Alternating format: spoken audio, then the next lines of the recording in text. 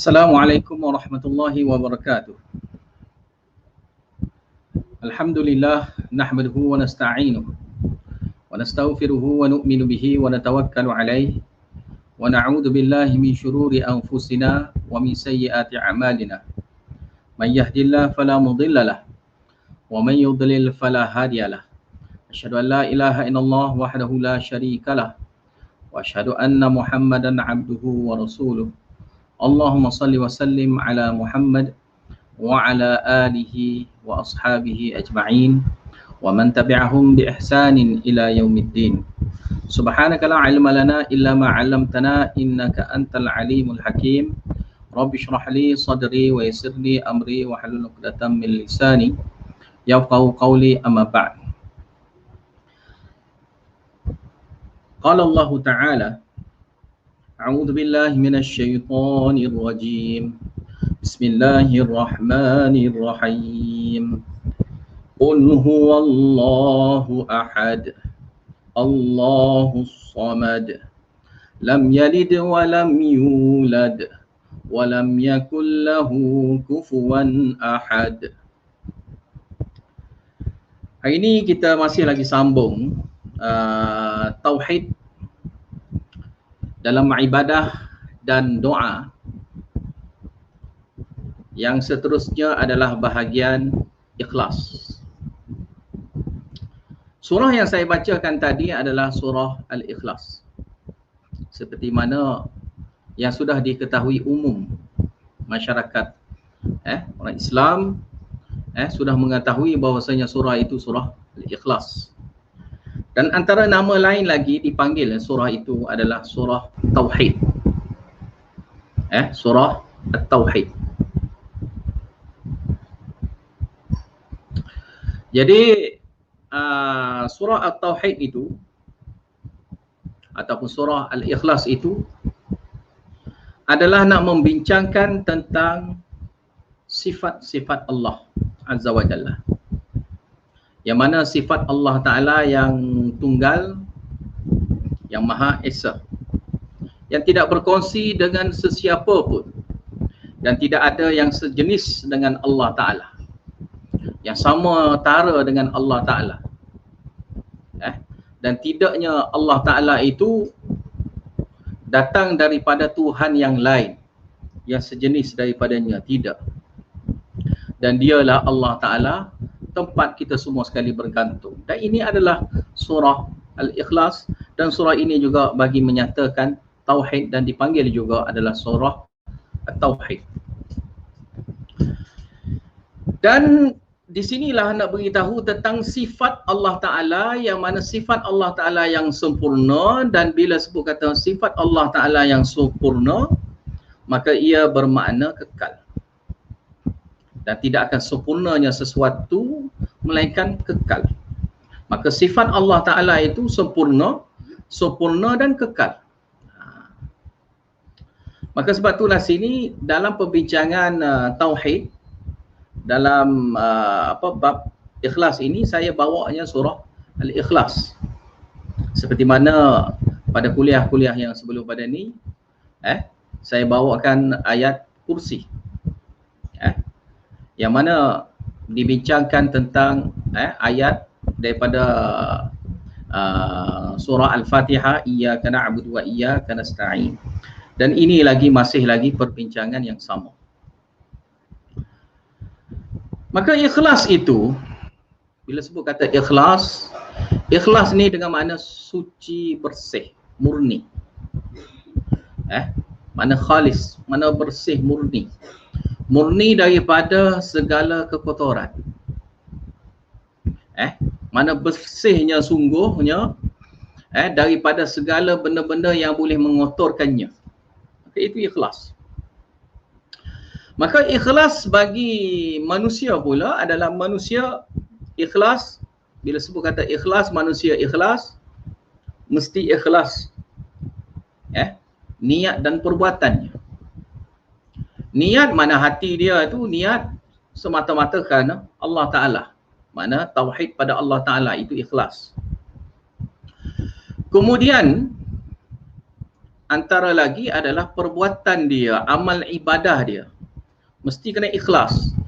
Yakni amal perbuatan dia mengikut syariat Allah Ta'ala, maka itu ikhlas. Ikhlasnya amal adalah dengan ikut syariat Allah Ta'ala. Buat perkara yang bukan syariat Allah Ta'ala, itu mengkotori, merosakkan ikhlas itu sendiri. Maka sebab tu ikhlas mesti dengan hati dan perbuatan, amal perbuatan kita mesti kena ikhlas. Yang ni hati kita dan amalan kita, amal kita sendiri itu mesti kena ikhlas. Mana betul-betulnya mengikut syariat panduan daripada Allah Ta'ala. Maka kerana inilah juganya kita belajar. Kita belajar dan masih lagi belajar sampailah sampai ke matilah. Mana bab belajar ni sampai ke mati, tak kira lah satu orang tu sudah belajar ke ataupun masih lagi belajar ke ataupun tak belajar lagi. Semua orang berhajat kepada ilmu, sentiasa berhajat kepada ilmu sampai bila? Sampailah ke matilah. Jadi kita sambung lagi sini, iaitu ikhlas. Dan ikhlas juga dengan makna ihsan. Ikhlas juga dengan makna ihsan. Ikhlas dengan makna ihsan. Apa itu ihsan? Ihsan yang seperti mana di dalam Al-Quran banyak juga disebut mana mengelokkan amal. Kalau ihsan dalam Al-Quran banyak menyebut tentang mengelokkan amal. Tapi ihsan kalau di dalam hadis iaitu anta'budallaha ka'annaka tarah fa illam takun tarah fa innahu yarak. Seperti mana yang diriwayatkan oleh Nabi sallallahu alaihi wasallam dalam riwayat sahih. Yang mana daripada hadis itu membawa maksud hendaklah kamu buat ibadah seakan-akannya kamu melihat Allah Ta'ala. Sekiranya tidak sampai tahap itu, paling kurang pun kita beranggapan bahawasanya Allah Ta'ala sedang melihat kita. Sedang melihat kita. Mana kita sentiasa diawasi oleh Allah Ta'ala, sedang diperhatikan oleh Allah Ta'ala. Ini contohnya seperti mana kalau kita buat kerja di depannya bos, di depannya ketua kita. Maka kerja yang kita buat tu akan sungguh. Mana betul-betulnya kita buat tu dengan kesungguhan hati. Dan kalau tak ada bos sekalipun, kita tengok ada CCTV mana sentiasanya diperhatikan. Maka kerja yang akan dilaksanakan itu betul-betulnya buat. Jadi seolah-olahnya CCTV itu tidak ada, seolah-olahnya CCTV itu tidak ada dan bos pun tidak ada, ketua pun tidak ada, masih lagi tetap buat kerja dengan baik. Maka itulah orang yang betul-betul jujur dalam melaksanakan pekerjaannya. Maka Allah dalam hadis itu pun menyebut kita dengan Allah Ta'ala kena sampai tahap itu. Mana tahap seolah-olahnya kita buat kerja tu seakan-akannya Allah Ta'ala di depan. Kita melihatnya Allah, seakan-akannya kita melihat Allah Ta'ala. Bila kita melihat Allah Ta'ala dengan ketakutannya, dengan keikhlasannya, dengan pengharapannya, kita di depan Allah Ta'ala. Dan sekiranya tidak tahap itu sekalipun, paling kurang kita beranggapan sentiasa sedang diperhatikan oleh Allah Ta'ala. Maka kita tidak akan buat amal itu dengan cara yang tidak baik. Kita akan buatnya amal itu dengan sebetul-betulnya ikhlas. Dan kita akan buatnya apa saja amalan yang disukai oleh Allah Ta'ala, yang disyariatkan oleh Allah Ta'ala. Bukan kita amalkan perkara-perkara yang bukan disyariatkan oleh Allah Ta'ala. Benda yang bukan disyariat Allah Ta'ala, yang kita tak tahu, maka kita tangguhkan. Tangguh tu lebih bagus daripada buat dahulu. Buat dahulu, tengok kemudian jadi macam mana, baru tanya kemudian tidak boleh. Kita tak bolehnya ambil sikap, buat dahulu, tanya kemudian. Tidak boleh. Mana kalau kita tak tahu, kita kena tanya terlebih dahulu. Mana kena ada ilmu terlebih dahulu, baru kita amal. Dan orang Islam sepatutnya takut. Orang Islam sepatutnya dia takut dalam perkara ni. Apa saja amal, dia nak buat amal, mesti dia kena yakin bahasanya amal itu benar-benarnya daripada Allah Ta'ala. Barulah kehidupan dia ini tak ada masalah. Yang akan jadi masalah sekiranya yang dia lakukan itu tak tahu mana-mana. Daripada siapa pun tak tahu. dikatakan boleh buat gitu, maka ini bentuk ragu-ragu. Keraguan bukan agama. Agama adalah berlandaskan keyakinan. Kita yakin benda itu benar. Mana kita akan buat dengan kebenaran, benda yang benar. Maka sinilah ikhlas. Yang mula-mula yang nak secara mukaddimah sini, secara khulasanya saya nak sebutkan itulah ikhlas. Yang perbincangan yang ada dalam masalah tauhid. Jadi kita tengok ayat yang saya sudah bacakan tadi, iaitu dimulai dengan qul huwallahu ahad. Qul huwallahu ahad ini ayat yang tidak banyak di dalam Al-Quran yang dimulai dengan qul. Tidak banyak. Ayat Al-Quran yang dimulai dengan qul tidak banyak. Bahkan yang semakna dengan ini ada juga dengan surah Al-Kawthar. Al-Kawthar tidak ada qul. Manakala surah Al-Ikhlas ada qul. Surah Al-Kawthar ada sebut inna a'tainakal kawthar. Mana bentuk tu kalau kira-kira bukan nak suruhnya Nabi sallallahu alaihi wasallam sampaikan. Tetapi sebenarnya memang nak suruh sampai pun. Tetapi mana ayat yang bentuk perkhabaran nak beritahu kepada Nabi, seolah-olah tahu kepada Nabi seorang. Seolah-olah kita. Dan ayat itu ada bincang tentang perkara yang aib ada pada Nabi dalam surah Al-Kawthar. Yang mana dalam surah Al-Kawthar dibincangkan aib Nabi iaitu tidak ada anak lelaki. Ya sebagai pengganti, ada mati. Mana sebagai pengganti? Mana dia ada anak lelaki? Ada. Ibrahim ada, tetapi mati. Anak-anak lelaki Nabi SAW semua mati. Yang ada tinggalnya anak perempuan. Maka bila kematian anak lelaki, maka ini seolah-olah sudah terputus keturunan. Nabi ini terputus keturunan. Maka Allah Ta'ala beri berita gembira, walaupun nampak aib di mata manusia, tapi sebenarnya kali benda itu tidak aib, maka diturunkan surah Inna A'tainah, surah Al-Kawthar. Manakala surah Al-Ikhlas ini pula nak beritahu aib yang ada pada manusia yang tidak ada anak itu aib. Tapi bagi Allah Ta'ala, benda itu tidak aib. Bahkan itu adalah bentuk kebesaran. Dan itulah juga bentuk kesempurnaan. Kekuasaan milik yang penuh, tidak berkongsi dengan sesiapa. Maka bagi Allah Ta'ala, benda itu tidak aib. Bagi manusia, tidak ada anak adalah aib. Tidak ada isteri adalah aib. Tidak ada ibu bapa, itu adalah aib. Itu bagi makhluk. Tetapi bagi Khalik, bagi Allah Ta'ala yang maha mencipta, ini tidak satu keaiban dan bahkan ini adalah bentuk kesempurnaan. Maka bentuk kesempurnaan ini dibahaskan dalam surah Al-Ikhlas. Dibahaskan dalam surah Al-Ikhlas tentang kesempurnaannya Allah Ta'ala berkuasa. Sempurnanya Allah Ta'ala berkuasa dengan maksud kekalnya kekuasaan Allah Ta'ala. Kekal kuasa Allah Ta'ala kerana sempurnanya kekuasaannya.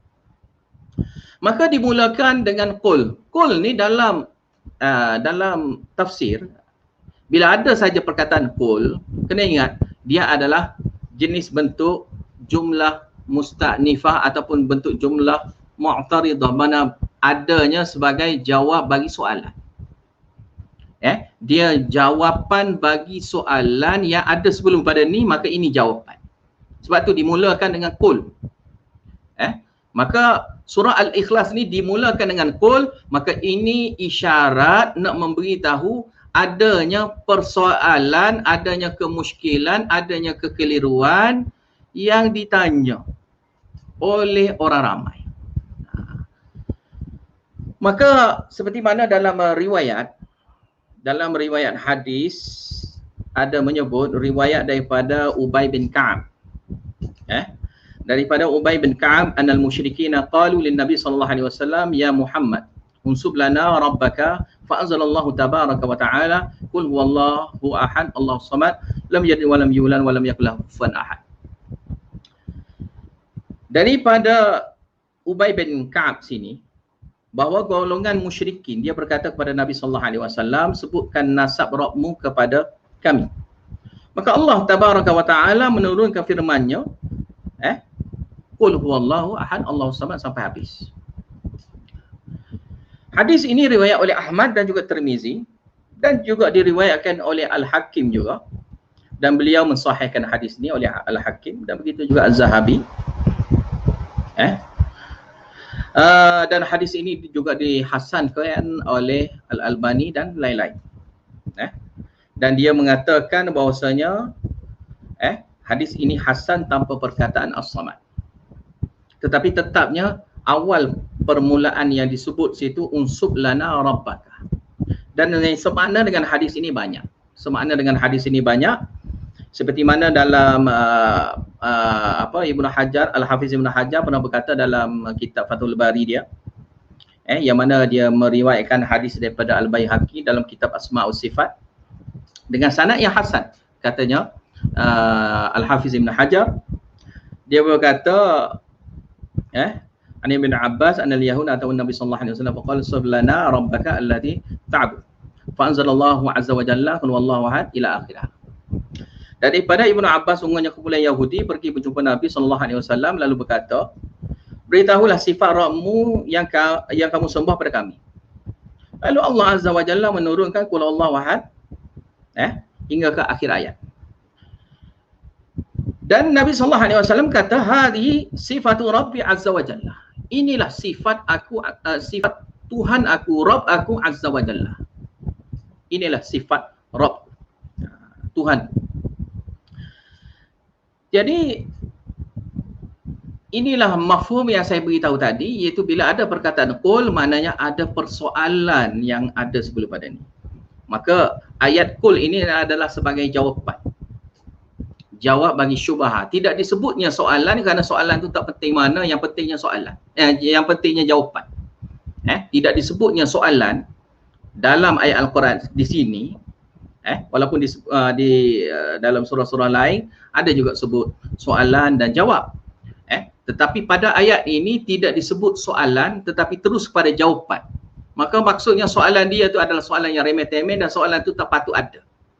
Soalan yang betul memang tak patut ada. Cuba bagi tahu nasab keturunan Allah Ta'ala. Cuba sifatkan Allah Ta'ala. Kalau sifatkan Allah Ta'ala itu boleh berkira sikit. Tapi kalau beritahu nasab keturunan Allah Ta'ala itu tahap melampau. Tetapi Allah Ta'ala tetap memberi jawapan, iaitu qul huwallahu ahad sehingga ke akhir ayat. Maka sinilah nak beritahu surah Al-Ikhlas ini sebagai jawapan bagi soalan yang tadi, soalan yang berbentuk seperti itulah. Masalah dari segi tauhid, perkara-perkara yang bentuk syirik pada Allah Ta'ala, yang berlaku ataupun kekeliruan yang ada di dalam masalah tauhid yang ada, tak kira dalam bab ibadah ataupun dalam bab doa. Jadi kenapa kita beribadah pada Allah Ta'ala sahaja? Kenapa kita hanya minta doa kepada Allah Ta'ala sahaja? Maka ini juga jawapan. Kerana apa? Huwallahu ahad. Qul, katakanlah kepada mereka, huwa, dia, Allahu ahad. Allah tu maha tunggal, maha esanya Allah Ta'ala. Satu yang satu. Ahad ni makna dia satu yang satu. Disebut sini, kalau kita belajar sini, perkataan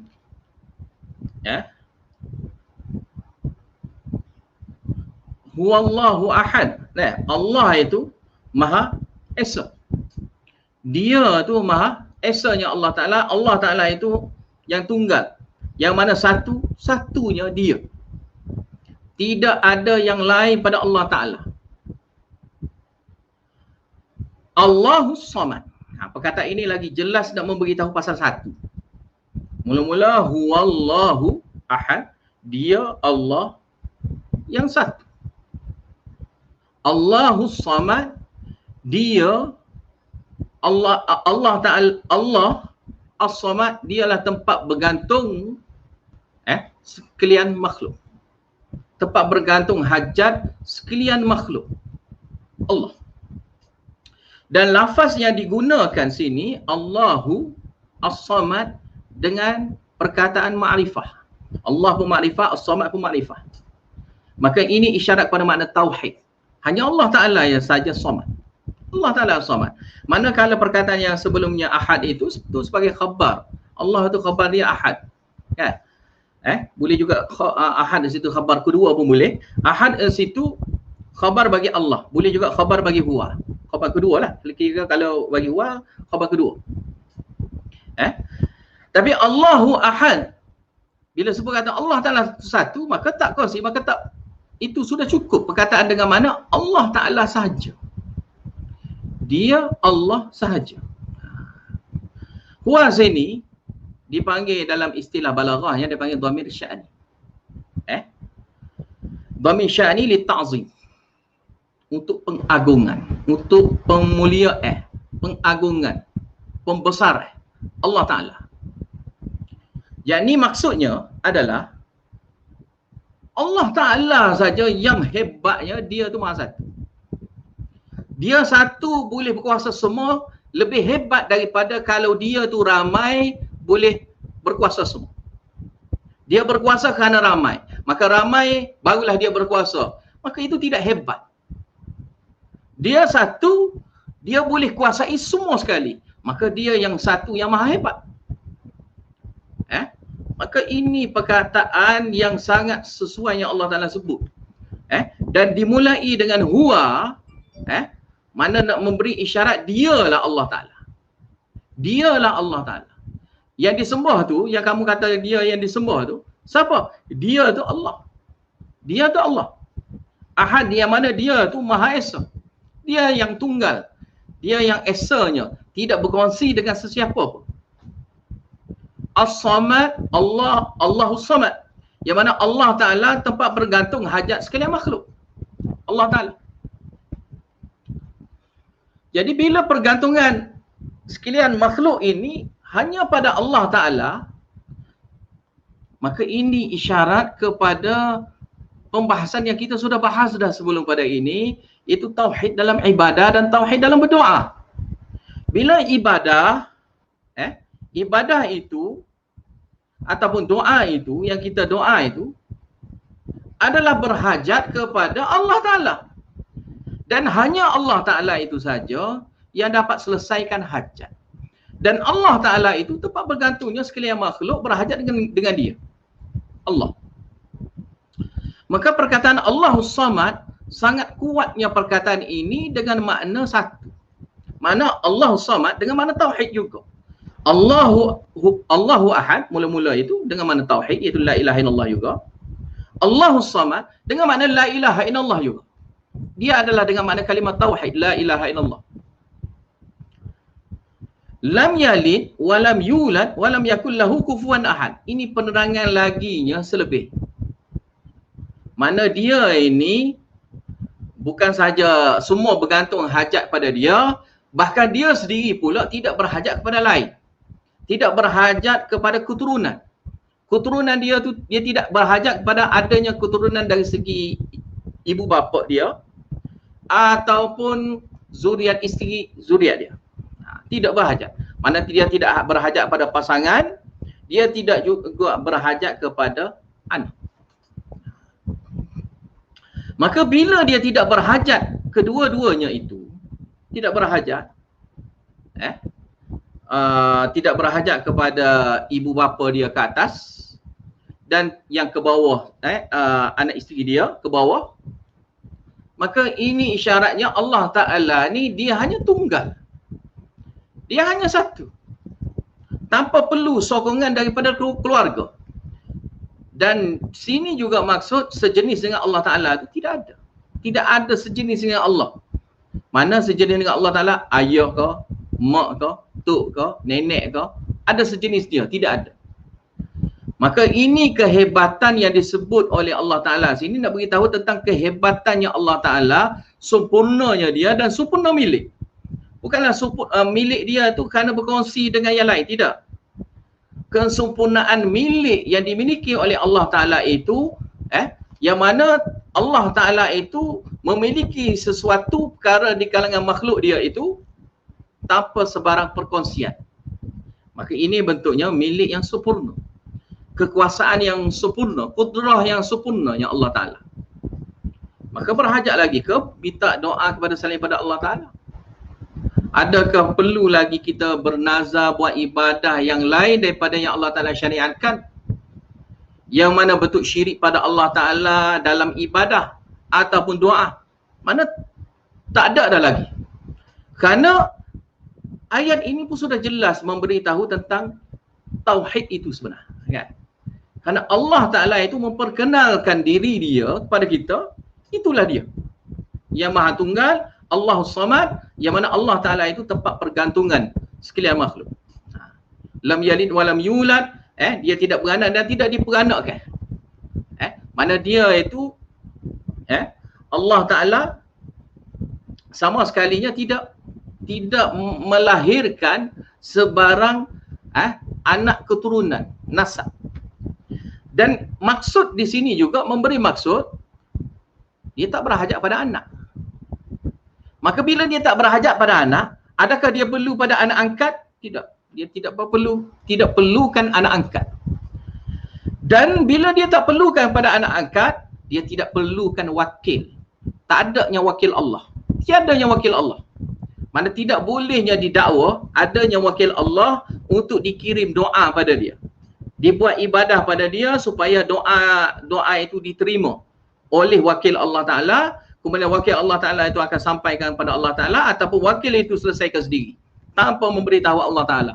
Ini bentuknya syirik pada Allah Ta'ala yang memangnya Allah Ta'ala tidak ada sebarang perkara seperti itu. Kerana Allah Ta'ala tidak berhajat kepada wakil, tidak berhajat kepada anak angkat, dan tidak berhajat pada anak sendiri pun tidak. Anak sendiri pun tidak, anak angkat lagi lah tidak. Anak angkat ni isyarat pada anak orang lain. Anak angkat pun tidak. Bila anak angkat pun tidak, wakil pun tidak. Dan bila perlu pada anak angkat, perlu pada wakil, ini kelemahan dari segi kuasa.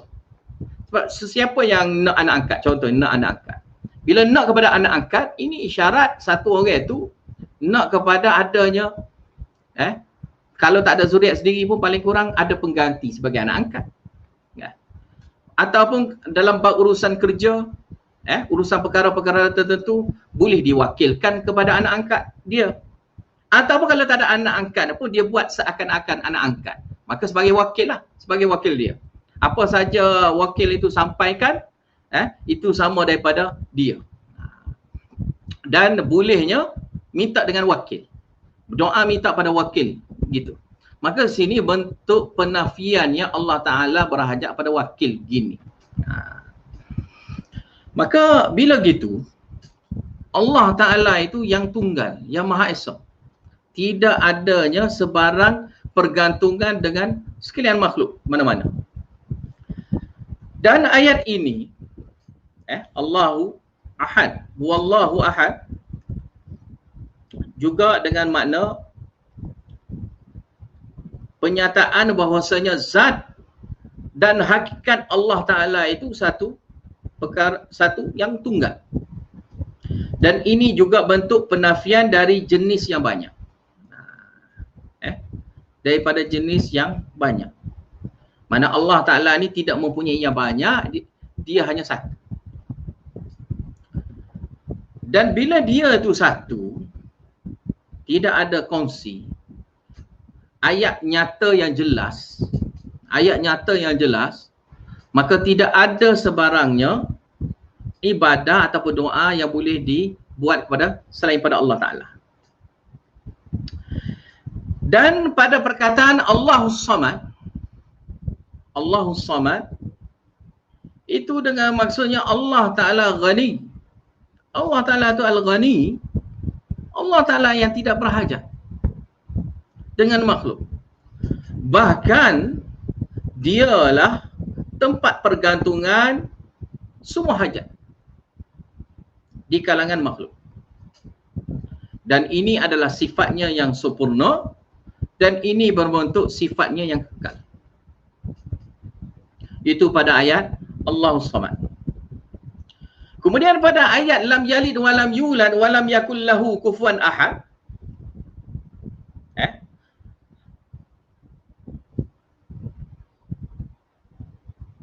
Iaitu tunggal dan hanya satunya diri Allah Ta'ala. Satunya zat Allah Ta'ala. Tiada sebanding dengan sejenis Allah Ta'ala. Tidak ada yang sebanding yang sejenis dengan Allah Ta'ala. Tidak melahirkan jenis dia. Tidak berhajat kepada anak keturunan sejenis dia. Dan tidak lagi-lagilah tidaknya berhajat kepada anak angkat atau wakil.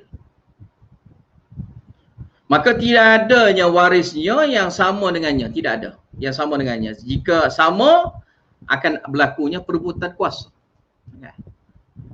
Dan itulah juganya bentuk tidak sempurna kekuasaan. Kerana kekuasaan dia itu dikongsi. Kesempurnaan kekuasaan dia, kekuasaan milik dia itu dikongsi.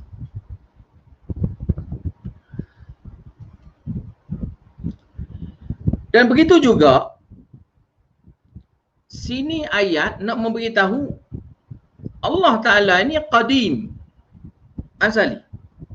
Allah Ta'ala qadim, Allah Ta'ala ni azali. Yang ni tidak ada yang awal daripada Allah Ta'ala, Allah Ta'ala yang awal. Mana bila ada sebelum pada ni ada yang sebelum pada dia, mana sebelum pada ni dia lemah. Sebelum daripada ni dia tidak berkuasa. Dia dapat kuasa hasil daripada dia merampas kuasa daripada yang sebelum. Ataupun mendapat anugerah daripada sebelum. Tidak. Seperti mana kebiasaan manusia. Ghalib di kalangan manusia, kebiasaan di kalangan manusia, gitulah. Yang mana manusia itu mendapat kuasa berdasarkan anugerah. Tidak dapat dengan sendiri dia gitu. Dan perlu dicari untuk memperolehinya. Allah Ta'ala tidak seperti makhluk gini. Maka dari sini dapat difahami bahawanya tidak ada yang sejenis dengan Allah Ta'ala yang bersama dengan Allah Ta'ala. Duduk bersama dengan Allah Ta'ala pun tidak ada yang sejenis dengan dia. Walaupun bukan anak isteri dia dan juga ibu bapa dia. Dan sejenis dengan dia sama ada kawan dia ataupun adik-beradik dia. Tidak ada. Tidak ada sebarang. Dan dia berkuasa yang sama tara dengan dia ataupun kurang lebih dengan dia. Maha suci Allah Ta'ala daripada perkara itu. Maka bila ketiadaan zuriat, maka ini isyarat Tuhan yang Allah Ta'ala itu, Tuhan kita, Allah Ta'ala ni, dia tidak berhajat kepada pengganti. Bila berhajat pada pengganti, itu isyarat lemah. Kerana sampai satu masa dia tidak kuasa, maka berhajat kepada ada yang pengganti dia boleh menyambung kekuasaan yang sudah dia miliki. Ini seperti mana yang kita dah bahaskan dalam kuliah yang sebelum. Yang pada ayat Al-Kursi iaitu Al-Hayyul Qayyum. Allah Ta'ala Maha Hidup. Allah Ta'ala itu Maha Hidup. Allah Ta'ala itu dia yang Maha Hidup dan dia tidak akan mati. Bahkan dialah yang menghidupkan yang mati, yang tiada. Dan Allah Ta'ala itu bukannya daripada tiada jadi ada. Tidak gitu.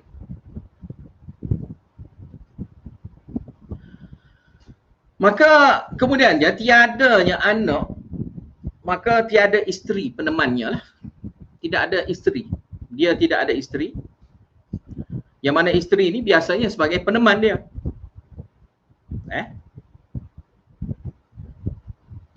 Dan bila adanya isteri, maknanya isteri biasanya akan jadi sebaya dengannya, yang lebih kurang dengannya, ataupun kekuasaan dia kurang sedikit padanya, ataupun kekuasaan dia itu memiliki kuasa kerana isteri. Sebab ada juga orang itu mendapat kekayaan, dapat kemewahan, dapat kesenangan kerana isteri. Jadi boleh pula didakwa bahasanya dia mempunyai isteri yang mana mungkin kuasa itu daripada isteri. Maka ini bentuk pemilikan yang tidak sempurna. Allah Ta'ala tidak mempunyai seolah-olah memberi gambaran yang buruk terhadap Allah Ta'ala, yang mana kuasa yang tidak sempurna. Kerana adanya yang sebandingan dengannya yang dijadikan sebagai isteri dia. Dan Maha Suci Allah Ta'ala berhajat pada isteri. Berhajat kepada ada yang peneman dia kerana dia bosan ke apa ke, untuk keseronakan dia ke, tidak ada. Dan untuk dia, untuk dapatkan hasil zuriatnya pun tidak. Ataupun sendiri dia tidak berhajat pada isteri, tetapi dia nak pada anak, dia nak ciptakan anak dia sendiri pun tidak.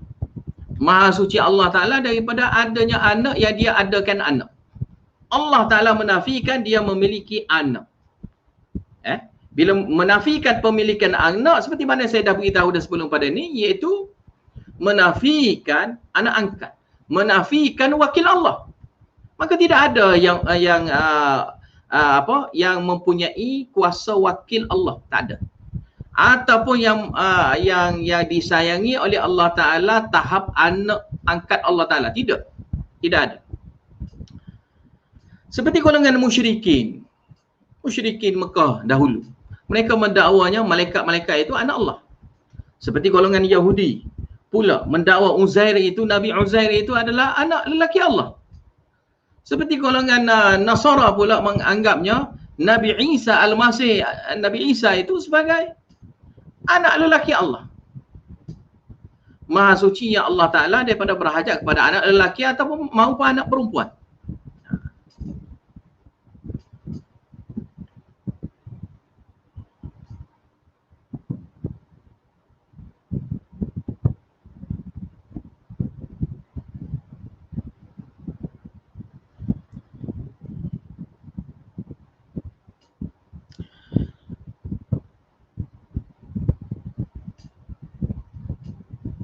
Maka dialah Allah Ta'ala yang maha tingginya dia daripada berhajat dengan sebandingan dengannya, dengan sejenis dengannya ataupun sebandingan dengannya, dan perlu pada hajat-hajat dengan orang-orang tertentu, makhluk-makhluk tertentu.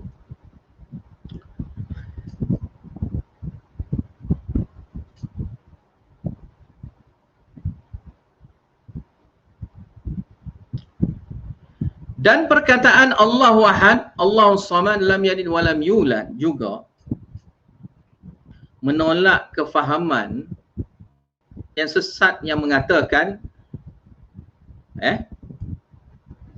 kewujudan dua Tuhan. Kewujudan dua Tuhan. Seperti yang didakwa oleh fahaman sesat, Tuhan tu ada dua. Satu Tuhan Nur, satu Tuhan kegelapan, Tuhan zulumat. Dan di reka-rekanya cerita bahawasanya Tuhan Nur akan mengatasi Tuhan zulumat. Dan berbalas sampailah bila-bila. Itulah yang didakwa. Maha sucinya Allah Ta'ala daripada dua. Dan pada ayat ini dan juga surah inilah juga menafikan seperti mana fahaman golongan sesat Nasara yang menganggap Tuhan tu tiga. Tuhan tu tiga. Seperti didakwa oleh golongan Nasara. Dan golongan Yahudi pula yang mendakwa anak Tuhan itu Uzair. Dan begitu juga Nasara juga ada juga yang berpendapat Nabi Isa itu sebagai anak. Dan golongan musyrikin yang mendakwa malaikat-malaikat itu adalah anak-anak perempuan Allah.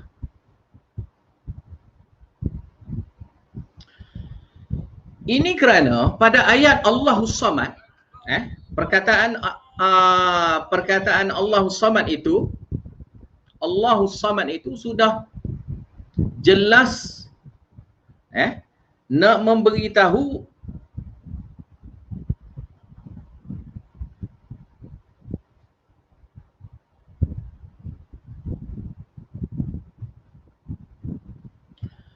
iaitu di dalam ayat Allahus Samad itu sudah jelas menolak kesesatan fahaman Khalik selain pada Allah. Allah Samad menafikan adanya Khalik, adanya pencipta yang selain daripada Allah. Kenapa? Ayat Allah Samad itu memberitahu Allah Ta'ala sahaja tempat pergantungan hajat sekalian makhluk. Dan tempat pergantungan sekalian makhluk itu memberi isyarat kepada dialah yang mencipta semuanya. Dia yang menciptakan semuanya dan tidak ada yang mencipta selain padanya. Yang mana sekiranya ada yang selain padanya, niscaya ada golongan-golongan tertentu makhluk yang selain pada makhluk Allah akan meminta hajat dengan yang selain pada Allah Ta'ala kerana ada Tuhan yang mencipta dia. Mana bukan manusia lah, mana ada Tuhan lain yang mencipta makhluk lain yang mana makhluk lain itu akan sembah dia. Dan ini juga bentuk penafian pada ayat Allah Samad.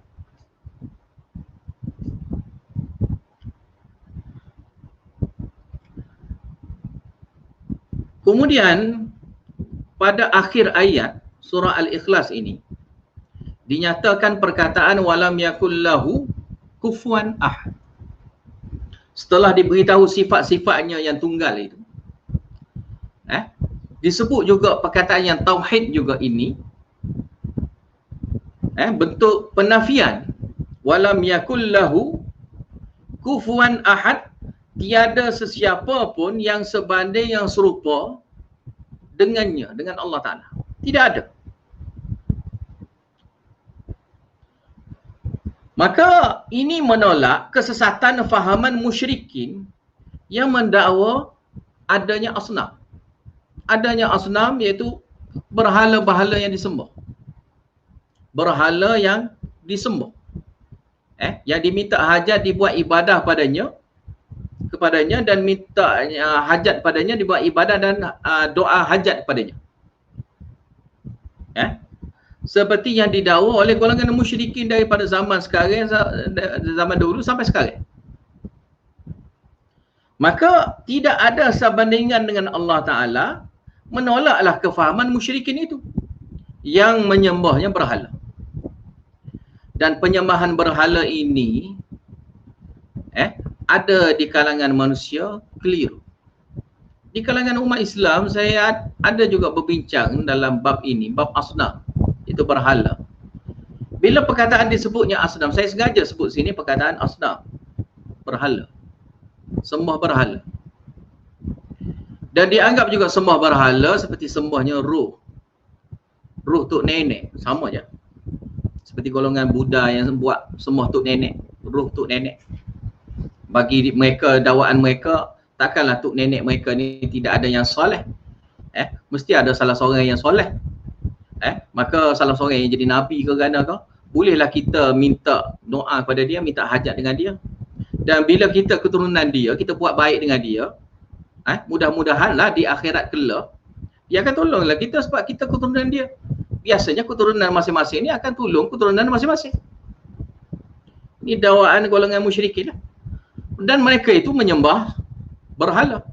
Dan berhala itu didakwa itu hanya kiblat saja, dan yang disembah sungguh, yang diminta doa sungguh adalah kepada ruh-ruh wali itu. Dan di kalangan umat Islam ada juga yang keliru, yang menyeru ruh ghaib. Ruh ghaib ni kadang-kadang disebut sebagai rijalul ghaib. Saya ingat dulu dalam tarikat ada seruan rijalul ghaib. Rijalul ghaib, yang sungguh rijalul ghaib di situ kira-kiranya adalah jin syaitan. Bahkan saya ada tengok dalam buku Pati Rahsia, ada satu buku. Dalam tu ada beritahu perkataan Abdul Samad. Perkataan Abdul Samad. Yang mana dalam tu ada menyebut perkataan Abdul Samad, seru kepada As-Samad, seru kepada Abdul Samad. Yang dimaksudkan Abdul Samad itu adalah malaikat, seru malaikat. Yang didakwa olehnya Abdul Samad itu adalah nama malaikat. Tengok kekeliruan situ. Maka ditulislah As-Samad itu dalam yang tulisan gambar rajah tu yang dibuat azimat. Dan ada juga yang menulis Ya Salam, yang mana Ya Salam itu menyeru pada salam, dan salam itu pula didakwa adalah rijal ghaib. Siapa rijal ghaib? Itu ruh-ruh di kalangan orang mukmin, wali-waliullah. Yang ghaib. Dan didakwa juga sebagai malaikat pun ada, sebagai golongan syuhada pun ada. Dan mereka itu guna nama-nama itu untuk ditulis tawiz, azimat pelindungan, dan juga azimat pendinding ke apakah, dia guna perkataan-perkataan ini. Dan pernah saya masuk dalam satu homestay, ditulisnya nama Ashabul Kahfi semua sekali, dia tulis situ sampai dengan nama anjing, dia bubuh nama anjing situ sekali dengan nama anjing, ambil berkat sekali dengan nama anjing sekali. Dan yang saya ketahuinya daripada yang saya belajar jugalah dulu, dapat tahu juga dulu, yang mana nama-nama wali itu sebenarnya kali adalah untuk perlindungan kepada rumah, mana akan mengelaknya dimasuki pencuri ataupun orang jahat ataupun rumah terbakar, berlakunya bala musibah, bencana ke atas rumah itu. Maka ditulisnya nama-nama wali. Siapa yang menulis ni? Golongan-golongan orang Islam yang mendakwa dia itu Islam lah, nama pun nama Islam, tapi dia buatnya benda-benda gini yang menyuruh kepada selain daripada Allah Ta'ala. Yang menyuruh pada selain daripada Allah Ta'ala ini kadang-kadang yang berlaku juga dengan menulisnya nombor, tulis nombor 786 lah, nombor tu lah, nombor ni lah, yang ada. Yang tulis nombor ni pun juga satu masalah di kalangan masyarakat sekarang. Ada lagi yang masih tulis benda-benda gini. Asalnya benda yang ditulis tu kononnya nombor itu mewakili ayat Quran. Kononnya mewakili ayat Al-Quran kerana ini ada dalam kitab, dia kata. Ada dalam kitab. Ini kitab Al-Quran. Kitab di depan kita ni bukan nombor. Dia adalah ayat. Sebab tu kita tak baca Al-Fatihah ayat 1. Kita tak ajar 1 Alhamdulillahirrabbilalamin, 2 Ar-Rahmanir-Rahim, 3 Maliki Yaumiddin, 4 iyyaka na'budu wa iyyaka nasta'in. Kita tak baca gitu. Mana kita baca gitu? Kita baca Alhamdulillahirrabbilalamin, kita baca direct gitu. Sebab nombor itu bukan ayat Quran. Nombor itu bukan ayat Quran untuk memudahkan saja, tapi bukannya ayat Quran. Lalu difahami oleh golongan-golongan tertentu, dia kata ini mewakili nombor. Maka dia buatlah teori-teori dia, teori nombor. Kebetulanlah dengan itu, dengan ini COVID-19 ni pun mungkin dia buat teori pula yang 19 tu. Dia cari pula yang 19, ayat 19 ke, surah yang ke-19 ke, pada ayat yang ke-19 ke. Dia cari pula. Ini lebih kurang sama ni. Samanya maksud ni. Sesuai dah ni. Dia kata. Dan ada juga yang tulis azimat tu dia tulis nombor saja. Kononnya mewakili Al-Quran. Maka itu adalah Al-Quran. Maka bila Al-Quran dia sebagai pendinding. Pendinding dapat melindungi satu orang itu daripada yang lain kerana hantu tu tengok nombor pelari dah. Ini fahaman nombor pula di kalangan masyarakat. Dan ini sebenarnya kali ilmu daripada dulu yang tak terpakai. Ilmu dulu yang tak betul. Di recycle balik untuk zaman sekarang ni, orang pun ambil juga. Benda tu dulu orang tak pakai dah. Ilmu tu dulu tu orang dah tolak dah. Tapi recycle baliknya sekarang ni orang masih lagi nak guna. Nampak pelik sikit, guna.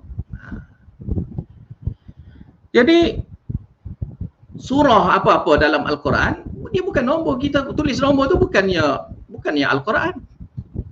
Al-Quran adalah kita baca Al-Quran tu, itulah Al-Quran. Dan kita tulisnya ayat itu ayat Al-Quran. Sebab tu saya tengok di kalangan perempuan ni kadang-kadang baca Al-Quran betul-betul. Baca Quran pun tidak. Quran pun tidak hafaz lah, apalah. Dia duduk sibuk ke nombor. Ada sangatnya sibuk dia kepada nombor, akibatnya Quran pun memang tak baca. Sibuk dengan nombor saja. Dan nombor itulah bagi dia dapat jadi ong pada dia. Maka jadilah macam fahaman golongan Cina pula. Yang faham pada nombor. Tuahnya nombor pula. Dan cara gini bukan cara Islam. Bukan cara yang Islam. Itu cara yang selain pada Islam. Maka saya nak sentuh sini asnam. Balik pada cerita al-asnam tadi. Yang saya nak cerita tadi. Asnam. Asnam ni, kenapa yang saya sebut asnam tadi? Asal silahnya asnam ini, kita kena tahu cerita dia, asnam. Macam zaman Nabi Nuh. Zaman Nabi Nuh, asal usul jadinya asnam. Mula-mulanya gambar. Mula-mulanya, kaum Nabi Nuh ni buat gambar. Gambar itu untuk memperingati je orang soleh tu. Dia buatlah gambar. Lepas buat gambar, rasa tak puas hati, gambar tu gantung dinding lah. Tak puas hati, dia pun buat patung. Tak puas hati, dia buat patung. Patung tu bukan nak sembah pun, untuk memperingati je. Untuk memperingati si mati yang soleh. Orang soleh yang mati dulu. Dia buatlah gambar. Dia buatlah patung. Selepas sekian lama, daripada mula-mula gambar, selepas sekian lama, jadi patung. Tak terus jadinya berhala, jadi patung biasa. Lepas jadi patung, maka berlakulah tunduk hormat. Asalnya tunduk hormatnya depan tu sebagai tunjuk hormat di depan. Tunjuk hormat di depan. Di depannya patung. Macam zaman sekarang ni jenis inilah. Tugu kau kita ambil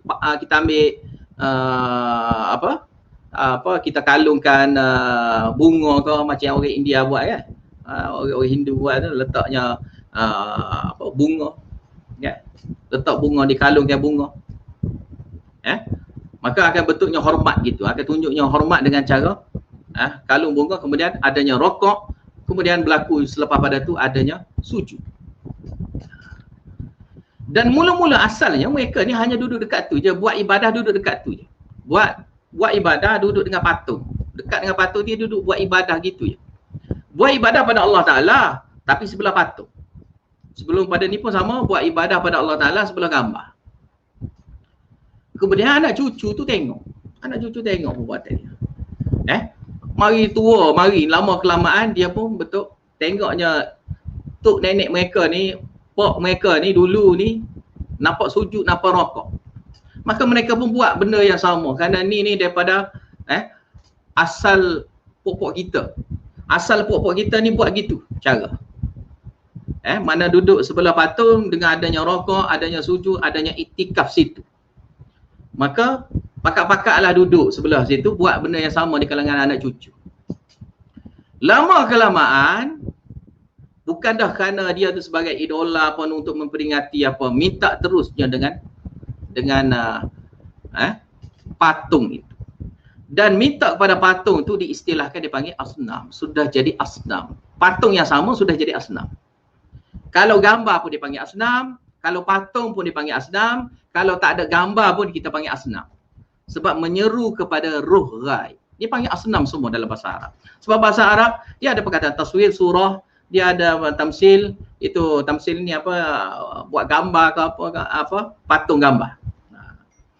Jadi itu semua perkataan yang ada dalam bahasa Arab yang mana daripada gambar jadi surah, jadi pada bentuk. Bentuk orang panggil bentuk sama sekarang ni apa 3D lah apalah. Kan? 4D lah, 5D lah, 7D ke 10D ke, tak tahulah. Jadi last sekali akan jadi gitu. Asalnya duduk sebelahnya buat ibadah pada Allah Ta'ala. Sebab tu kalau dibincangkan dalam bab akidah, situ dipanggil syirik mu'allaq. Syirik tak jadi lagi tapi dia panggil ta'liq. Ada ta'liq. Tengok atas dia tu memang minta sungguh dengan tu ke ataupun memang dia duduk sebelah saja ke ataupun dengan maksud apa. Maka itu betul ta'liq. Sekiranya benarnya dia itu sembah pada wali tu, minta doa kepada wali tu, maka dia akan jadi syirik akbar. Maka yang saya sebut kata asnam tadi, tak kira lah kamu seru wali mana sekalipun. Walaupun di kalangan makhluk Allah Ta'ala, walaupun dia itu seorang nabi sekalipun, nabi ke, rasul ke, malaikat ke, ataupun ruh-ruh syuhada ke, tak kira. Yang kita seru, yang kita minta doa itu kepadanya akan jadi syirik pada Allah Ta'ala. Itu adalah bentuk syirik akbar. Dan benda ni saya tengok berleluasa kerana berlakunya golongan-golongan yang penasyid ni, dia ada sebut isfa'lana wila syafa'a kepada kami ya Rasulullah. Dia ada jelasnya perkataan isfa'lana itu minta seru kepada pada Rasulullah, minta syafaat kepada Rasulullah. Jadi macam golongan Berelui di Pakistan, madat ya Rasulullah. Madat tu mana dia? Tolonglah kami wahai Rasulullah. Tolong bantulah kami. Itu tauhid dalam bab isti'anah, diminta dengan Rasulullah. Buat apa? Kan? Dan ini berlaku kekeliruan di kalangan masyarakat yang masih lagi tak faham tauhid dalam berdoa, tauhid dalam ibadah.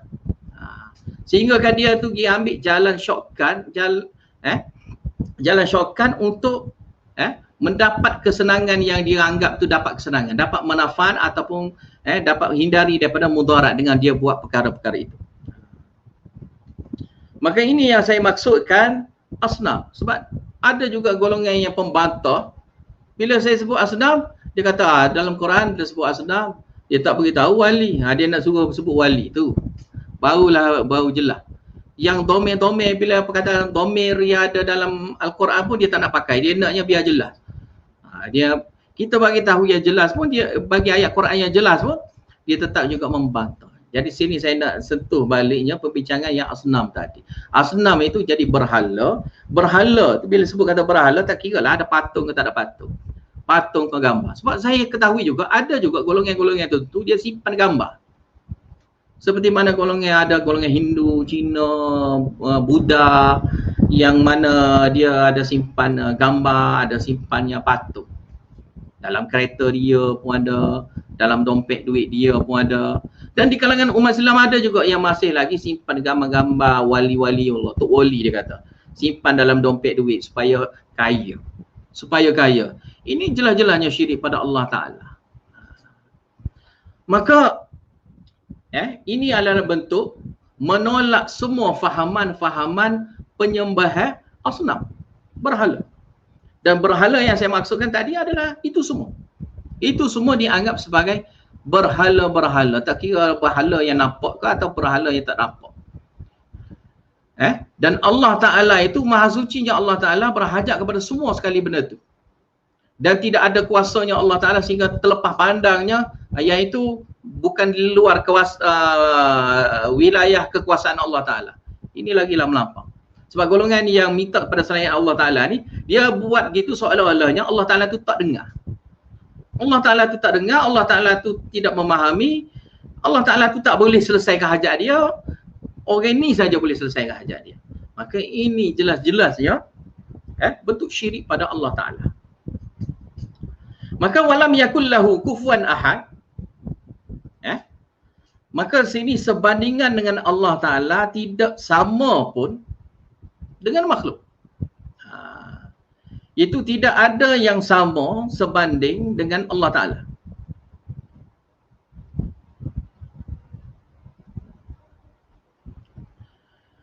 Dan tidak ada sesuatu pun yang menyerupai Allah Ta'ala dalam bab penciptaan Allah Ta'ala. Mana yang lain pada Allah Ta'ala, tidak ada yang dapat boleh mencipta. Dan termasuk dalam bab mencipta, dalam bab tasarruf juga. Dalam mengendalikan apa yang dia cipta. Dalam mengurus tadbir apa yang dia cipta. Mana jika berhajat kepada wali-wali itu, maka ini isyarat kepada adanya sebandingan dengan Allah Ta'ala sedikit ataupun banyak.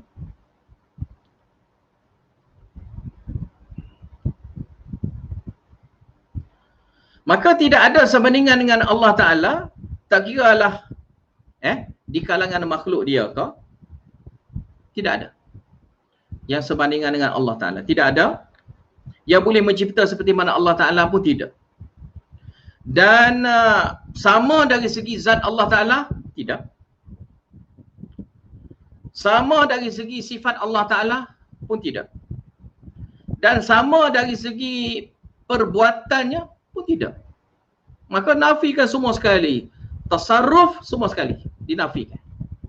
Maka bila diadakan ada kuasa tasarruf kepada selain pada Allah Ta'ala, inilah punca kepada syirik pada Allah Ta'ala. Dan bila syirik pada Allah Ta'ala, tidak ikhlas lah. Amal itu nampak baik sekalipun, berdoa. Doa tu ibadah. Doa tu nampak baik, tapi bila berdoa dengan cara syirik pada Allah Ta'ala, maka doa itu rosak. Maka itu tidak dianggap ikhlas. Dan amalan yang bukan yang disyariatkan oleh Allah Ta'ala, itu bukan ikhlas. Dan amal itu, amal yang jelas-jelasnya tak takut pada Allah Ta'ala. Amal yang jenis tak takut pada Allah Ta'ala, dan tidak berkeyakinannya Allah Ta'ala itu menguasai secara mutlak semua sekali yang Allah Ta'ala kuasai.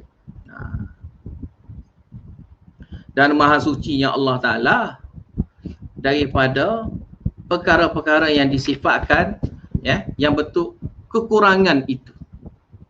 Maha sucinya Allah Ta'ala yang daripada apa saja yang disyirikkan pada Allah Ta'ala. Maha suci Allah.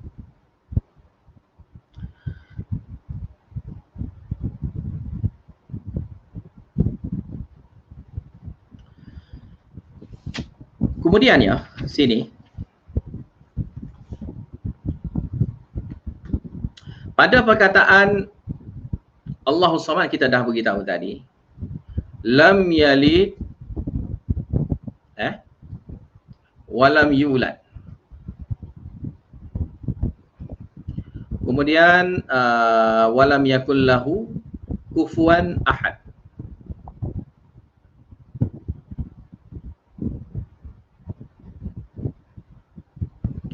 Jadi Allahu Ahad sampai lam yalid walam yulad,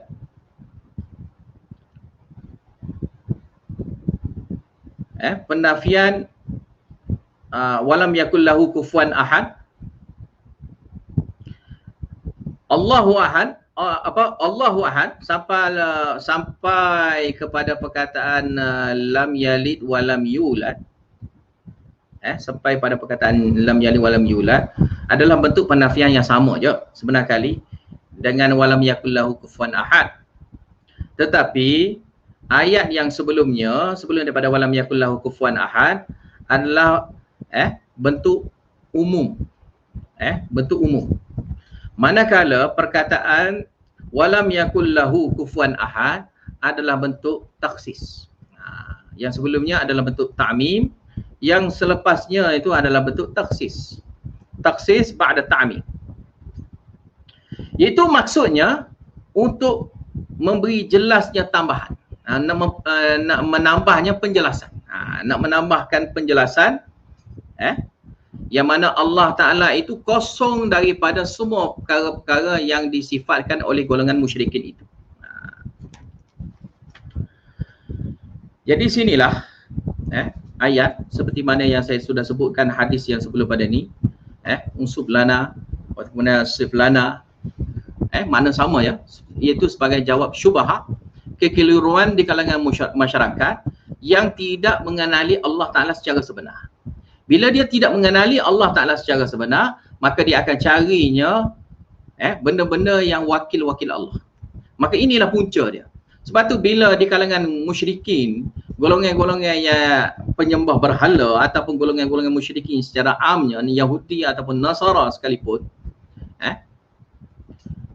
yang kita kena beritahu pada mereka adalah ta'arif Allah. Ma'rifatullah lah, maknanya ma'rifatullah itu pengenalan tentang Allah Ta'ala. Bila kita tunjuk pada mereka, beritahu pada mereka ma'rifatullah, bila mereka itu kenal Allah, maka niscayanya mereka itu akan mentauhidkan Allah Ta'ala. Bila mereka itu betul-betulnya ma'rifatullah. Maka jangan jadi pula seperti mana golongan-golongan tarikat yang sesat. Ada golongan tarikat yang sesat, golongan tarikat yang tertentu yang sesat pula, yang mendakwa ma'rifatullah, nak kenal Allah kena kenal diri. Dia keluar ayat itulah, nak kenal Allah kena kenal diri. Padahal dalam Al-Quran ni sudah Allah Ta'ala beritahu apa saja benda-benda yang untuk kenal Allah. Allah Ta'ala sudah beritahu dah di dalam Al-Quran. Semua sekali. Termasuknya dalam surah Al-Ikhlas. Allah Ta'ala sudah beritahu pengenalan makrifatullah itu. Bila kita tahunya Allah Ta'ala, bila kita kenalnya Allah Ta'ala melalui sifat dengan perbuatan Allah Ta'ala, maka daripada situlah kita akan jadinya ikhlas, kita akan jadinya tauhid pada Allah Ta'ala. Maka akan berlakunya ihsan, kita akan membaikkan laginya amal ibadah kita. Mana sebelum pada ni kita buat amal dah, tetapi mungkin tak berapa ihsan. Tak berapa ihsan. Macam ikhlas dah, tetapi tak berapa cukup ikhlas. Maka dengan kita kenal Allah Ta'ala ni, kita akan jadinya ihsan. Ihsan mana kita mengelokkan amal ibadah kita yang sedia ada. Mana kita ibadah tu betul-betulnya ikhlas pada Allah Ta'ala. Tak kira lah kita nampak ke tak nampak ke, kita buat tu seakan-akan nampak. Seakan-akan nampak Allah. Dan seakan-akan Allah Ta'ala sedang memperhatikan kita. Memang kita tak nampak Allah Ta'ala. Memang kita tak nampak Allah Ta'ala pun. Tetapi kita buat amal seolah-olah sebegitu. Seperti mana dalam keadaan yang contoh yang saya dah beritahu sebelum pada ni, yang mana ketua, satu orang pekerja yang buat satu pekerjaan yang diawasi ataupun ketika tu adanya ketua dia di depan dia. Maka dia akan buat secara jujur, nampak macam betul, baik. Kemudian bila ketua dia tidak ada, dia tetap buat benda yang sama. Maka inilah bentuk ikhlas. Begitu juga kalau kita pergi dengan orang ramai, kita buat ibadah baik. Kemudian bila kita duduk seorang-seorang, amal kita jadi tak betul. Amal kita jadi kurang, jadi tak seperti mana biasa. Depan orang kalau solat pun, rokok pun cara lain, solat pun dengan cara nampak pelik sikit. Cara macam betul-betulnya khusyuk tawaduknya, kan? Betul-betulnya solat yang baguslah di depan orang. Tetapi bila tidak ada orang, maka terzahirlah yang sebenar dia. Maka dia buat yang macam ala kadar saja. Macam sekarang ni ujian bagi kita. Kalau pergi masjid, mungkin kita di masjid tu kita akan dapat buat dengan sungguh, kan? Dan masjid juga sebagai tempat untuk pelajaran kita supaya kita dapat amal dengan cara bersungguh. Kerana di depan orang. Dan kita pun situ sebagai melatih diri kita. Tetapi sekarang ni pula mana dihalang, kan? Kita dihalang masuk masjid pun sekarang ni dihalang. Maka sinilah ujian bagi orang yang pergi ke masjid. Adakah samanya keadaan dia pergi ke masjid dengan dia duduk di rumah? Keadaan yang dia duduk di rumah sekarang ni, adakah sama ketika dia solat di masjid? Dan saya suka juga beritahu apa yang saya baca semalam. Saya ada beritahu, ada baca yang mana ada pesanan ulama lah, dia kata. Orang itu kata ada pesanan ulama. Mana pergi masjid ni sebenarnya kali bagus dianya, banyaklah. Yang mana kalau tak pergi masjid, kita akan jadi kurang. Kita akan jadi kurang, kita akan jadi pendek. Mana kurang lah. Akan banyaknya kekurangan. Tak sepertinya di rumah. Yang mana bila di masjid, malas-malas pun kita akan zikir-zikir juga. Sikit. Malam-malam pun kita, lama-lama pun kita solat juga sunat sikit-sikit. Tapi kalau ke rumah, benda ini mujahadah. Benda ni mujahadah. Maka di masjid itu bentuk pelajaran bagi kita. Kita belajar. Mana belajar untuk amal. Amal elok. Maka mudah-mudahannya bila balik itu kita akan buat dengan elok juga. Sebab itulah dalam hadis Nabi ada beritahu, Nabi menganjurkan solat sunat ni di rumah. Supaya kita solat tu betul-betulnya ikhlas. Yang di masjid ni kita solat fardu. Kita solatnya fardu. Ataupun jarang-jarang kita solatlah sunat juga di masjid. Macam solat tahiyatul masjid. Sampai solat tahiyatul masjid lah kita datang tu. Ataupun solat yang selepas pada tu, kita solat di rumah. Solat di rumah. Jadi sebelum kita datang ke masjid tu, kita solat di rumah. Ataupun selepas kita balik daripada masjid tu, kita solat di rumah. Itu solat-solat sunat. Maka ini dapat melatihnya keikhlasan kita. Adakah sama ketika kita pergi di masjid dengan solat sunat kita yang di rumah? Maka saya tengok pun nasihat dia tu baguslah. Mana ini untuk pelajaran kepada kita. Keadaan keikhlasan itu sebenarnya kali bukannya dia datang sendiri dia. Bahkan ikhlas itu mesti kita amalkan, kita kena sentiasa belajar untuk ikhlas dan juga paksa untuk ikhlas.